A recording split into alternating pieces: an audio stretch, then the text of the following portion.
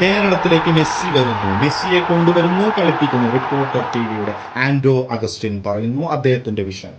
ഞാൻ റിപ്പോർട്ടർ ടിവിയുടെ ആൻഡ്രോ അഗസ്റ്റിനുമായിട്ട് ബന്ധപ്പെട്ട വിഷയങ്ങളോ ഒന്നും തന്നെയല്ല ചർച്ച ചെയ്യാൻ ആഗ്രഹിക്കുന്നത്. അദ്ദേഹത്തിന്റെ വിഷനെ കുറിച്ചാണ്. നമ്മൾക്ക് എല്ലാവർക്കും അറിയാം, നമ്മുടെ കേരളത്തിലെ സ്പോർട്സ് അക്കാദമി, കായിക വകുപ്പ്, സ്പോർട്സ് കൗൺസിൽ ഒക്കെ ഉണ്ടായിട്ടും എന്തുകൊണ്ട് നാളിതുവരെയായിട്ട് നമ്മുടെ സ്റ്റേഡിയം ഫിഫ ലെവലിലേക്ക്, സ്റ്റാൻഡേർഡിലേക്ക് ഉണ്ടായിട്ടില്ല എന്നുള്ളത്. എന്നാൽ അതേസമയം കേരളത്തിലെ കായിക അക്കാദമിയുമായി ചേർന്ന് നിന്നുകൊണ്ട് കംപ്ലീറ്റ് എല്ലാവിധ ഉത്തരവാദിത്തങ്ങളും ഏറ്റെടുത്തുകൊണ്ട് മെസ്സിയെ കൊണ്ടുവന്ന് കളിപ്പിക്കാൻ ആ മനുഷ്യൻ ശ്രമിച്ചപ്പോൾ എന്തുകൊണ്ട് കേരളത്തിലെ പ്രബുദ്ധരായ ജനങ്ങൾ അദ്ദേഹത്തിന് ആ സമയം കിട്ടിയില്ല, അല്ലെങ്കിൽ അത് നടന്നില്ല എന്ന് വരുമ്പോൾ സാമൂഹിക മാധ്യമങ്ങളിലൂടെ എന്തുകൊണ്ട് അദ്ദേഹത്തെ ആക്രമിക്കാൻ നമ്മൾ മുമ്പോട്ട് വരുന്നു? നമ്മളൊക്കെയും ട്രോളുന്നു. എന്നാൽ ഒരു പരിധിക്കപ്പുറത്ത് നമ്മൾ ചിന്തിക്കുമ്പോൾ കായിക മേഖലയെ വളർത്തിയെടുക്കാൻ ഒരാൾ മുന്നിട്ടിറങ്ങി മുമ്പോട്ട് വരുമ്പോൾ നമ്മൾ അദ്ദേഹത്തെ പ്രോത്സാഹിപ്പിക്കുകയും അദ്ദേഹത്തിന്റെ കൂടെ നിൽക്കുകയും അദ്ദേഹത്തിന് മാനസികമായിട്ടും അല്ലാതെയും കൊടുക്കേണ്ട സപ്പോർട്ടുകൾ കൊടുക്കുകയല്ലേ ചെയ്യുന്നത്.